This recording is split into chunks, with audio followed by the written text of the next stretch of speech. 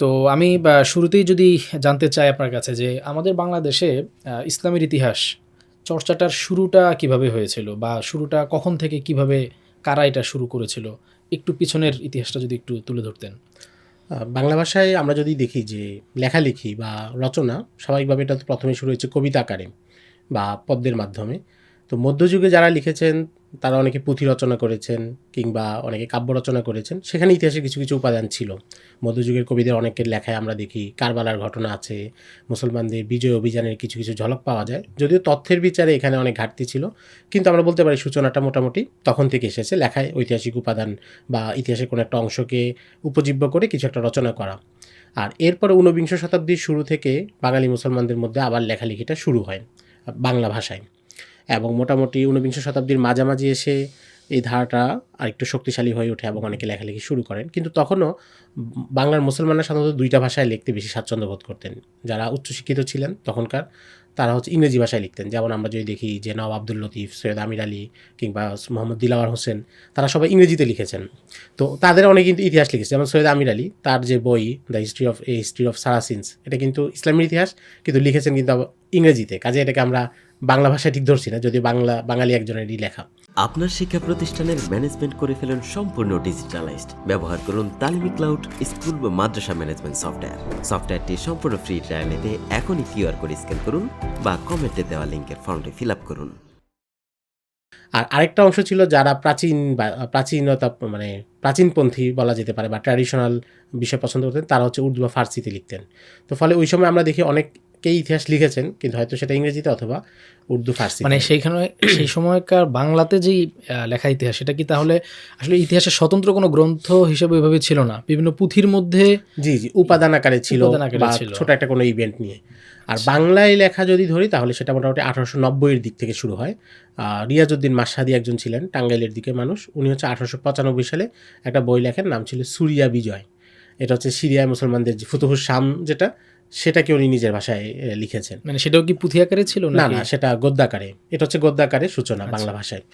এবং ওই সময় আরও অনেকে ছিলেন, তারা নিজেরা লিখেছেন অথবা অনুবাদ করেছেন, যেমন রিয়াজউদ্দিন আহমদ। রিয়াজউদ্দিন আহমদ হচ্ছে নবী সাল্লাল্লাহু আলাইহি সাল্লাম একটা সিরাত লিখেছেন, এটা 1900 সালের আগেই। এবং তিনি হচ্ছে তুরস্কের সাথে গ্রিসের একটা যুদ্ধ হয়েছিল 1890-এর দিকে, সেটার ইতিহাস লিখেছেন কয়েক বছর পরে। আর এর বাইরে হচ্ছে আমরা সৈয়দ আমির আলীর যে বইয়ের কথা বললাম, এটাও রিয়াজউদ্দিন আহমদ বাংলায় অনুবাদ করেন, আরব জাতির ইতিহাস নামে।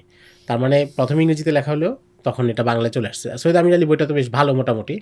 আচ্ছা, এমনি একটা বিষয় জানার ছিল, সেটা হচ্ছে যে ধরেন তারা তো বাঙালি লেখক এবং তারা সেটা লিখছেও কিন্তু বাংলাদেশের মানুষদের জন্য। সেক্ষেত্রে ইংরেজিতে লেখার কারণটা কি ছিল? এদের অনেকে একটা আভিজাত্য বোধ ছিল যে আমাদের এই লেখা সর্বসাধারণের জন্য না। এই জন্য তারা আত্মজীবনীও লিখেছে ইংরেজিতে বা নিজেদের যে কোনো লেখা, যেমন দিলাওয়ার হোসেন যার কথা বললাম, দিলাওয়ার হোসেন আহমদ, তার হচ্ছে সব রচনা বলে ইংরেজিতে ছিল এবং সে মনে করতো যে আমার এটা সবার জন্য উপযুক্ত না, এটা শুধু যারা শিক্ষিত তারা পড়বে। আচ্ছা, আচ্ছা। এমনি ওই টাইমে বা আমরা যদি দেখি যে ওই সময়কার যে ইসলামী ইতিহাসকে উপজীব্য করে যে রচনাগুলো, তার মধ্যে বিষাদ সিন্ধু কিন্তু অনেক নামকরা। জি বেশ ভালো এটা নাম কুড়িয়েছে। তো বিষাদ সিন্ধু অনেকে ইসলামের যে ইতিহাস অর্থাৎ কারবালা কেন্দ্রিক যে ইতিহাসগুলো আছে, তো ওগুলোর জন্য বিষাদ সিন্ধুটা পড়ে থাকে এবং বিষাদ সিন্ধু তার নামের কারণে বিখ্যাত হওয়ার কারণে এটা বাংলা বলা যেতে পারে একটা সময় বাংলার ঘরে ঘরে এটা ঘরে ঘরে ছিল। পঠিত হতো। জি ফলে ইসলামের ইতিহাস চর্চার একটা বড় চর্চা আমরা দেখি যে বিষাদ সিন্ধুকে কেন্দ্র করে কিন্তু হয়েছে। কিন্তু বিষাদ সিন্ধুর মূল্যায়নটা আপনি কিভাবে করবেন? এটাতে আসলে এটা কতটুকু ইতিহাস আর কতটুকু আপনার ইতিহাস আশ্রিত উপন্যাস, বা দুইটার মধ্যে পার্থক্যটা কি? এবং এখানে যে ইতিহাসটাকে আশ্রয় করে উপন্যাসটা লেখা হয়েছে, এটাতে কতটুকু অথেন্টিসিটি রক্ষা করা হয়েছে? এই ব্যাপারটা যদি একটু বলতেন। আমরা যে সময়টার কথা বলছিলাম যে বাংলা ইতিহাস লেখার সূচনা হয়েছে, তখন কিন্তু অনেকে খুব ভালো ভালো কাজও করেছেন, যেমন মাওলানা মনিরুজ্জামান ইসলামাবাদী, তিনি অনেকগুলো বই রচনা করেছেন। নোয়াখালীর একজন ছিলেন ডক্টর আব্দুল কাদির, উনি অনেকগুলো বই রচনা করেছেন। যদি ওনাদের অনেকের মাসদার ছিল ইংরেজি বই থেকে তথ্য নিয়ে বাংলায় রচনা করেছেন। তো এটা হচ্ছে একটা ধারা যে ইতিহাসের কোনো একটা ঘটনাকে লেখা, ইতিহাস লেখার মতো করে।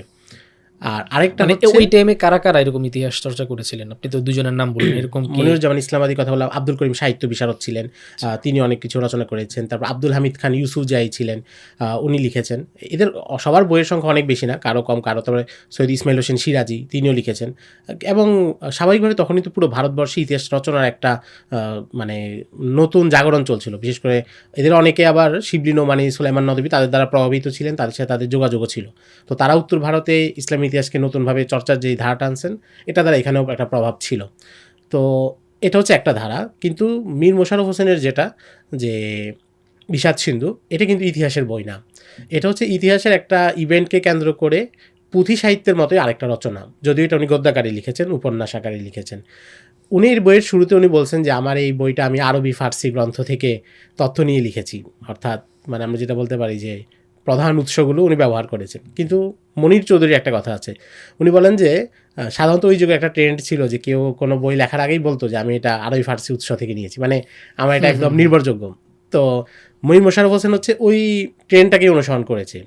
বরং উনি এগুলো কিছু দেখেন নেই, ইতিহাসের মুসলমানদের যে উৎস গ্রন্থগুলো আছে সেগুলো দেখেন নেই। বরং উনি হচ্ছে আগে থেকে চলে আসা যে পুঁথিতে যে কাহিনীগুলো ছিল সেইগুলোকেই গদ্যাকারে বিন্যস্ত করেছেন।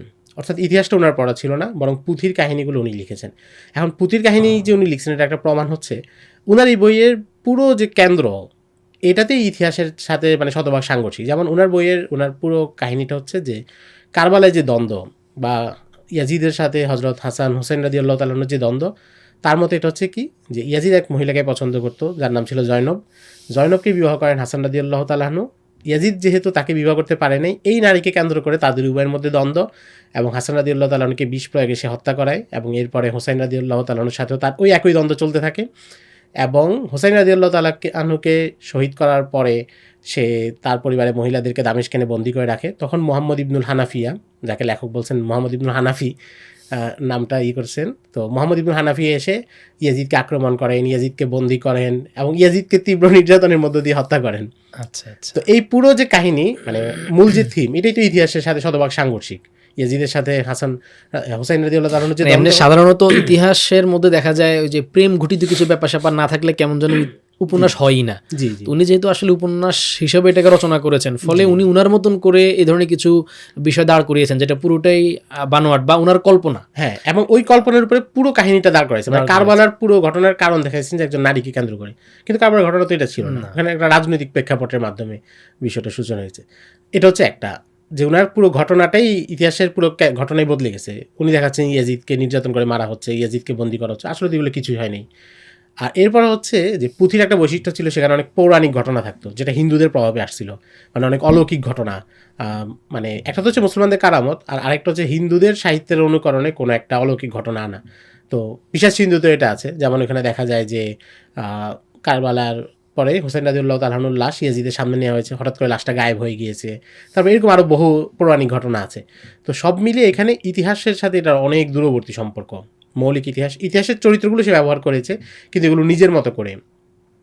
তো এটা সবাই স্বীকার করেছেন যারাই বিষাদ সিন্ধুকে পর্যালোচনা করেছেন, এবং এটা স্বাভাবিকভাবে যে কেউ পড়লেই বুঝতে পারবে।